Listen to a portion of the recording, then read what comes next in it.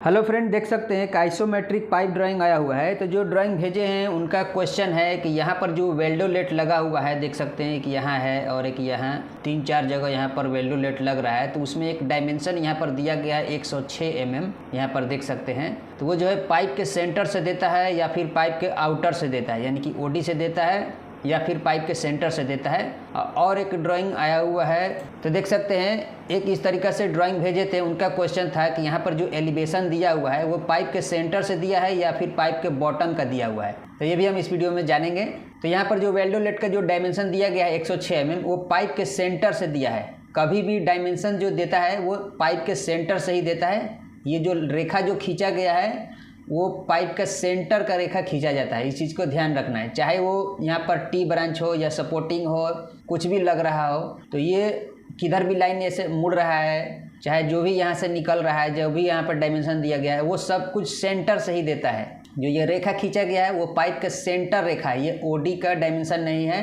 तो इस चीज़ को आपको ध्यान में रखना है कि ये सेंटर का रेखा है और रेखा सेंटर से ये डायमेंशन 106 mm दिया गया है। तो वेल्डोलेट का डायमेंशन हम कैसे पता करेंगे, कितना होगा, कितना माइनस करेंगे तो हमें वेल्डोलेट का डायमेंशन होगा। तो ये पाइप का ओडी लेना है, पाइप का ओडी लेना है। जैसे ये 6 इंच का लाइन है, इसका ओडी लेंगे 168 mm है, उसको 2 से डिवाइड कर देंगे और उसका हाफ ओडी जो है इसमें माइनस कर देंगे, तो आपका वेल्डोलेट का डायमेंशन निकल जाएगा। तो वेल्डोलेट जो यहाँ पर लगा हुआ है वो 6 बाई 1.5 इंच का दिया गया, यानी कि 1.5 इंच का यहाँ पर वेल्डोलेट लग रहा है, यानी कि यहाँ से लाइन 1.5 इंच का निकलेगा। तो इसका हाइट डायमेंशन निकलेगा हाफ ओडी माइनस करेंगे ये वाले डायमेंशन से।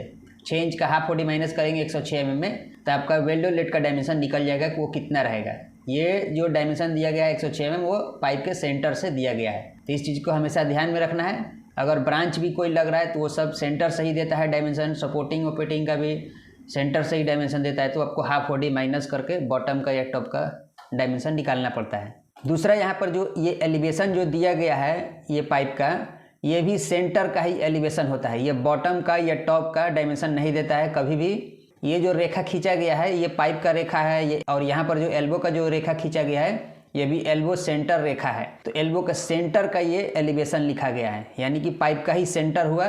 तो आपका जो जहाँ पर ये पाइप रेस्ट होगा उसका एलिवेशन आप निकालना चाहते हैं तो इसका हाफ ओडी माइनस करना होगा। तो देखेंगे कि ये लाइन कितना इंच का है। तो यहाँ पर देखिए 3 इंच का ये लाइन है, तो इसका जो ओडी होता है वो 88 mm होता है। तो 88 mm को 2 से डिवाइड करेंगे तो 44 mm बचेगा। तो 44 mm जो है इसमें क्या करेंगे, माइनस कर देंगे। 37 मीटर 2 mm में 44 mm माइनस करेंगे तो इसका बॉटम का एलिवेशन निकल जाएगा, यानी कि जहाँ पर ये रेस्ट होगा वहाँ का एलिवेशन आपका निकलेगा। अब उसमें ये देखना है कि वहाँ पर कुछ सपोर्टिंग है या फिर डायरेक्ट पाइप उस पर रेस्ट करना है, तो वहाँ का एलिवेशन आप निकाल सकते हैं। इसका बॉटम का हाफ ओडी माइनस कर देंगे तो बॉटम का एलिवेशन निकलेगा। हाफ ओडी प्लस करेंगे तो टॉप का एलिवेशन निकल जाएगा, यानी कि ओडी के ऊपर का, और माइनस करेंगे तो ओडी के नीचे का एलिवेशन निकल जाएगा, और नहीं माइनस करेंगे तो ये सेंटर का एलिवेशन रहेगा।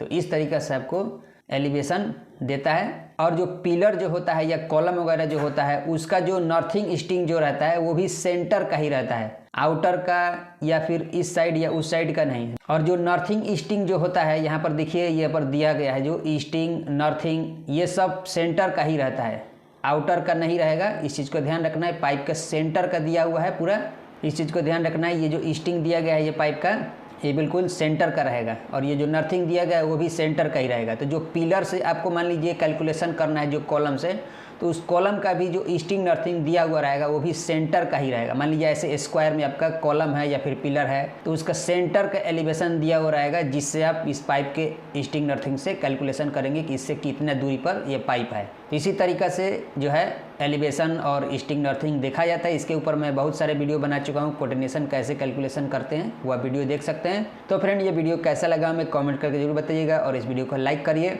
और हमारे चैनल को सब्सक्राइब करिए ताकि आगे आने वाले वीडियो आपको इस तरीके का मिलता रहे।